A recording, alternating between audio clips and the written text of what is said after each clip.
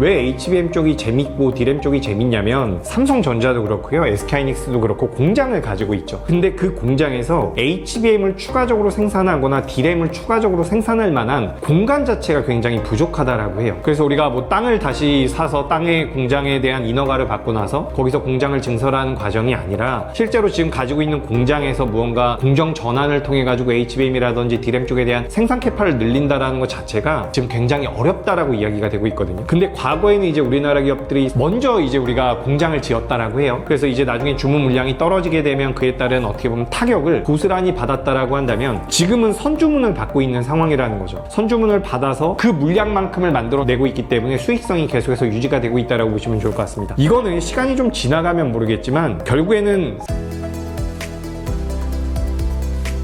네, 안녕하세요. 데일리경제TV 시청자 여러분, 반갑습니다. 저는 SK증권의 이재규라고 합니다. 미국 증시와 달리 코스피, 코스닥이 강한 이 흐름은 계속될까요? 네, 오늘 굉장히 상징적인 하루였죠. 삼성전자가 20만원, 그리고 SK하이닉스가 100만원을 돌파를 했는데 구조적으로 지금 미증시보다는 우리나라 시장이 굉장히 좋은 것 같습니다. 아무리 봐도 미국 같은 경우 지금 M7이라고 불리고 있는 기업들의 어떻게 보면 가장 큰 리스크가 캐펙스 투자가 많다라는 부분이잖아요. 근데 캐펙스 투자가 많다라는 것이 수익성으로 연결이 되지 않으면 그게 좀 부담이 된다라는 명분으로 미국의 M7의 주가 흐름이 안 좋은 상태인데, 실질적으로 이제 미국에서 캐펙스 투자가 늘어나면 그에 따라서 우리나라 기업들 같은 경우는 수익성이 좋아지고 있는 상황이라는 거죠. 그런 관점에서 본다면 삼성전자와 SK하이닉스 같은 경우는 지금 주가에 대한 상향 레포트들이 계속해서 나오고 있거든요. 실제로 저희 증권사에서 가장 먼저 SK하이닉스에 대한 100만 원을 불렀는데 오늘 보니까 목표 주가가 160만 원까지 나오더라고요. 그래서 이제 PER이라든지 적정 PER 뭐 9배, 삼성전자, SK하이닉스 9배, 13배 정도 주면서 적정 목표 주가가 계속해서 좀 상향이 되고 있다는 것을 명분으로 들자면 어떻게 보면 실적을 기반으로 하고서 우상향이 나오고 있는 상태이기 때문에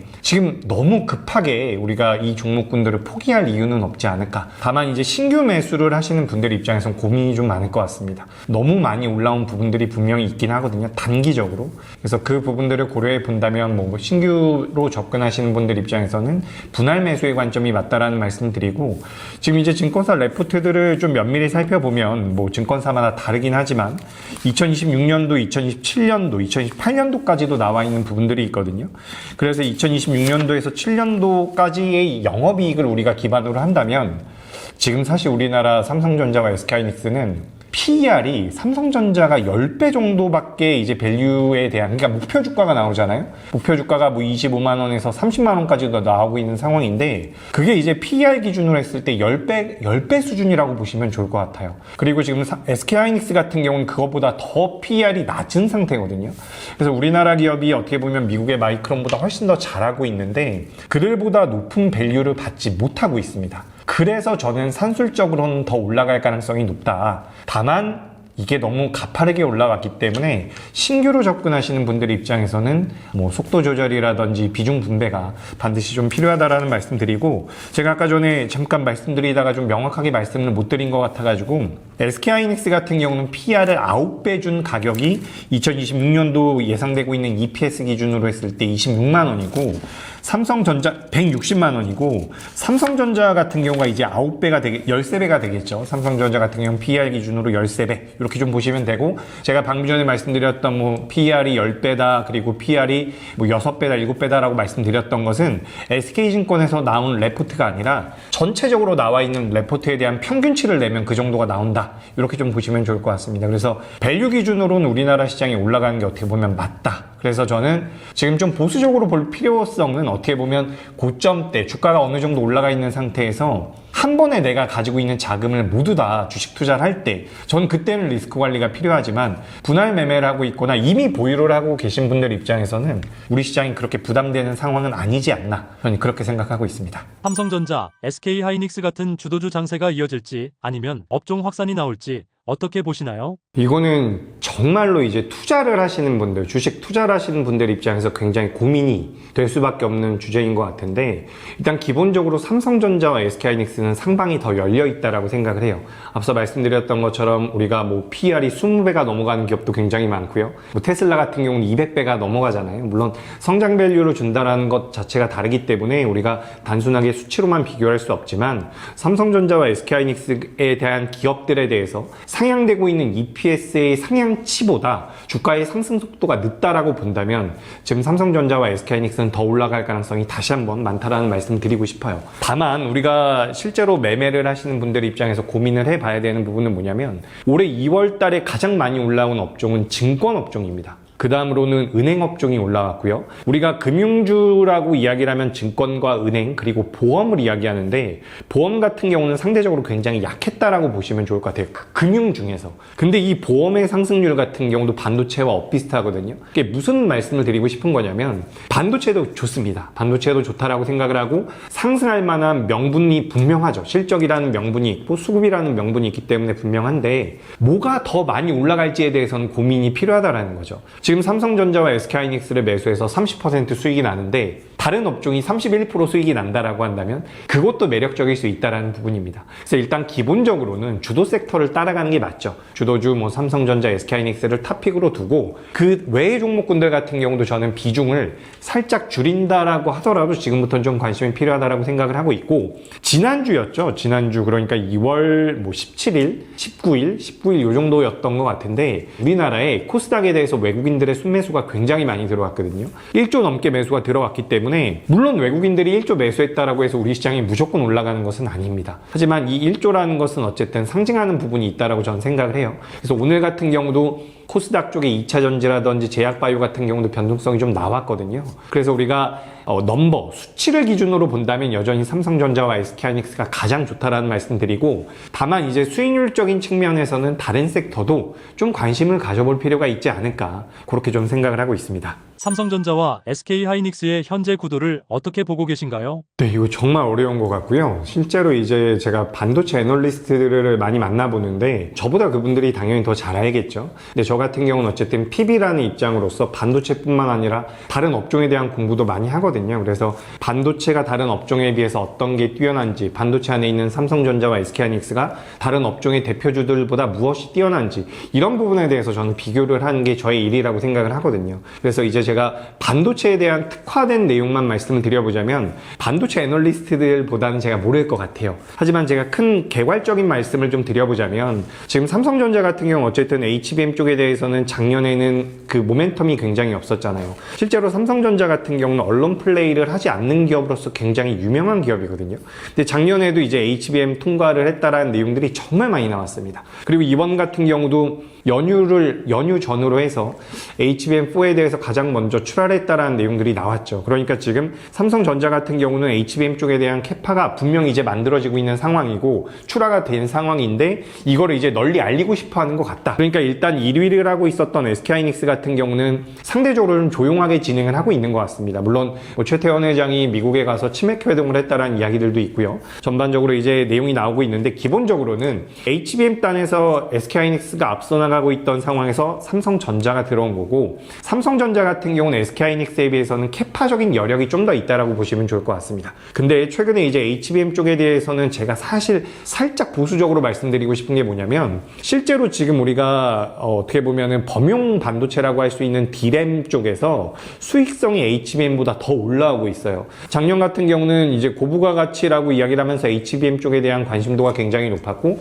HBM이 전체 매출에서 차지하고 있는 비중이 높은 기업들의 실적이 좋았다라고 한다면 올해는 또 그렇게까지는 진행이 되지 않을 가능성이 높다라는 거죠. 결국엔 D램 쪽에 대한 모멘텀 그리고 낸드 쪽에 대한 모멘텀까지도 지금 같이 부여가 되고 있다라고 보시면 좋을 것 같거든요. 2026년도 기준으로 작년 대비해서 D램과 낸드 모두 다 YOY 기준으로 100% 이상 가격이 인상이 되고 있다라고 이야기가 되고 있습니다. 그런 부분들을 고려를 해본다면 일단 추격자의 입장에서 삼성전자도 매력적이고 계속해서 1위를 수성하고 있는 SK하이닉스도 굉장히 매력적입니다. 근데 여기서 우리가 가장 크게 개괄적으로 생각을 해보면 결국에는 이 AI라는 트렌드 안에서 HBM이 가장 먼저 성장을 했고요. 그 다음에 D램이 성장을 했고 그 다음에 지금 낸드까지 따라붙고 있는 상황이거든요. 이거 세 개를 다 할 수 있는 기업이 전 세계적으로 우리나라 두 기업이 가장 앞서 나가고 있다라고 보시면 좋을 것 같아가지고 두 기업을 이렇게 뭐 경쟁 관계로 보기는 좀 어렵지 않을까라고 생각을 하고 있어요. 그래서 저는 뭐 두 기업 다 우상향을 좀 더 이어갈 가능성이 높다라는 말씀드리고, 다만 이제 삼성전자 같은 경우는 SK하이닉스에 비해서는 영업이익률이 좀 낮게 책정될 가능성이 있습니다. 뭐 다른 사업부가 있으니까, 다른 사업부가 있기 때문에 뭐 추가적으로 삼성전자 같은 경우는 휴대폰 사업부 같은 경우는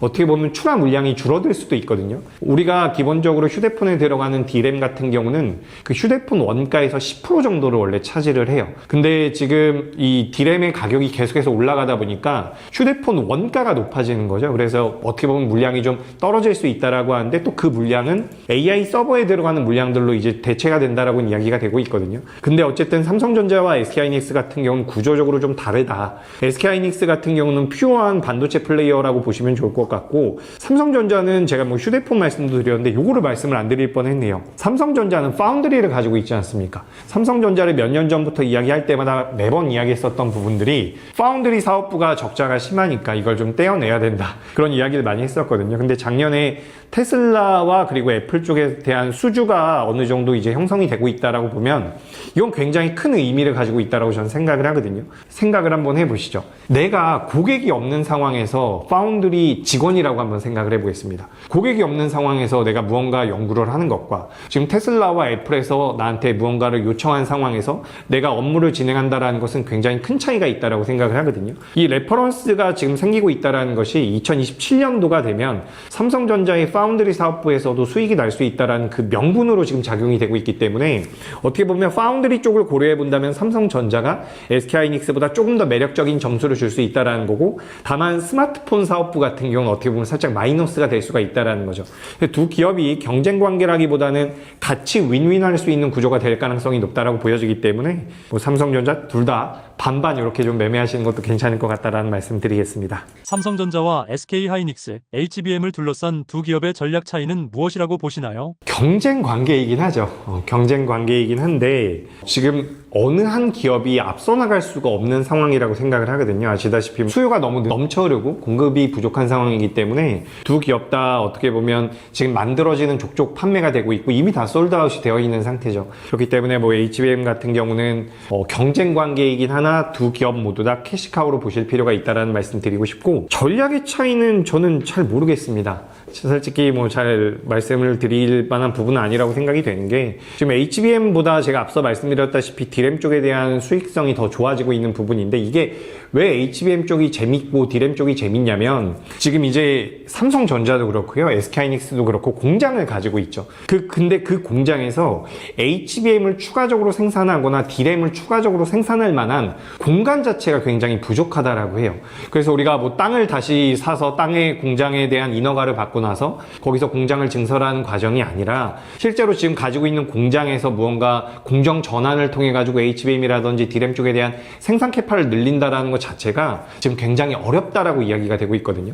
근데 과거에는 이제 우리나라 기업들이 먼저 이제 우리가 공장을 지었다라고 해요. 그래서 이제 나중에 주문 물량이 떨어지게 되면 그에 따른 어떻게 보면 타격을 고스란히 받았다라고 한다면, 지금은 선주문을 받고 있는 상황이라는 거죠. 선주문을 받아서 그 물량만큼을 만들어내고 있기 때문에 수익성이 계속해서 유지가 되고 있다고 보시면 좋을 것 같습니다. 이거는 시간이 좀 지나가면 모르겠지만 결국에는 삼성전자라고 생각을 해보시고 SK하이닉스라고 생각을 해보면, 지금 내가 공장을 무리하게 지어가지고 내가 판매할 수 있는 물품에 대해서, 제품에 대해서 가격 자체가 떨어지는 것을 유도할 가능성은 전 낮다라고 생각을 하고 있거든요. 그렇기 때문에 지금 뭐 HBM 쪽에 대해서는 두 기업 모두 다 어떻게 보면 해자를 좀 누리고 있지 않나라고 생각이 되고, 그런 부분들은 큰 차이를 보이진 않고 있다, 저는 이렇게 생각하고 있습니다. 투자자 관심이 커진 D램의 가격 흐름, 앞으로 어떻게 전개될 것으로 보시나요? 사실 제가 이거를 명확하게 알기는 어려운데, 최근에 이제 D램 가격 같은 경우는 작년 9월 달부터 굉장히 가파르게 올라왔죠. 그래서 이제 우리가 고정 거래가라고 이야기를 많이 하는데 그게 굉장히 가파르게 튀었거든요. 뭐 10%, 20% 이런 식으로 쭉쭉쭉 튀어오르다가 최근엔 그 상승률 자체가 좀 둔화되고 있는 모습들이 나오고 있다라고 합니다. 그러니까 현물가 같은 경우는 굉장히 둔화가 되고 있거든요. 근데 사실 우리가 현물가 같은 경우는 전체 거래가 되고 있는 물량 중에서는 10% 정도밖에 차지를 하지 않고 있어요. 그렇기 때문에 우리가 지금 가격 자체 자체가 꺾인다라고 보긴 좀 어렵다. 저는 그렇게 생각을 하고 있습니다. 다만 이거는 그 아까 전에 우리가 뭐 M7이라던 이런 기업들 이야기할 때 자본적 지출 이야기했었잖아요. 캐펙스 이야기했는데 캐펙스가 꺾이는 것처럼 만약에 디램 현물가라든지 고정 거래가가 좀 꺾이는 모양새가 나온다면 주가는 좀 조정을 받을 가능성이 있겠죠. 근데 저는 이게 사실 굉장히 많이 남았다라고 생각하지 않거든요. 저는 좀 빠르다면 올해 3분기에도 이 가격은 좀 꺾일 수가 있다라고 생각을 하고 있어요. 지금 실적 기준으로 보더라도 이 실적의 성장 가파르기를 기준으로 본다라고 하더라도 SK하이닉스 같은 경우는 3분기에서 4분기 넘어갈 때 좀 꺾일 수도 있다라는 생각이 들거든요. 그래서 이런 부분들은 우리가 계속해서 좀 추적 관찰을 할 필요가 있지 않을까라고 생각이 돼서 일단 뭐 급격하게 꺾이는 건 아니고 최근에 현물가가 상승폭이 좀 둔화됐다라고 이야기가 나오고 있지만 그게 큰 영향을 미치는 것은 아니다. 이렇게 말씀드리면서 뭐 아까 전에 뭐 디램 익스체인지 말씀하셨는데 그 사이트를 들어가서 좀 체크해 보시고 근데 사실 이게 꺾이기 전에 주가가 먼저 꺾일 가능성은 있습니다. 그래서 뭐 주식 매매하는 입장에서 요 수치도 중요하지만 뭐 내가 보유하고 있는 종목이 삼성전자라면 SK하이닉스라면 모르겠습니다. 일단 오늘 신고가가 두 종목 모두 다 나온 상태이기 때문에 이런 거죠. 주가가 지금 신고가가 나왔는데 여기서 V자로 꺾일 가능성은 없다라고 생각을 하고 있습니다. 그래서 만약 꺾인다라고 하더라도 조정 구간이 분명히 나올 테고 거기서 판단을 해야 될 것 같아요. 그래서 그 판단해야 되는 그 시점에서 디램의 가격이 어떻게 움직이는지가 어떻게 보면 조정을 받는 과정에서 그게 하방으로 갈지 상방으로 갈지에 대한 힌트가 될 수가 있기 때문에 그때 좀 체크를 해보시는 게 어떨까 이렇게 좀 말씀드리겠습니다.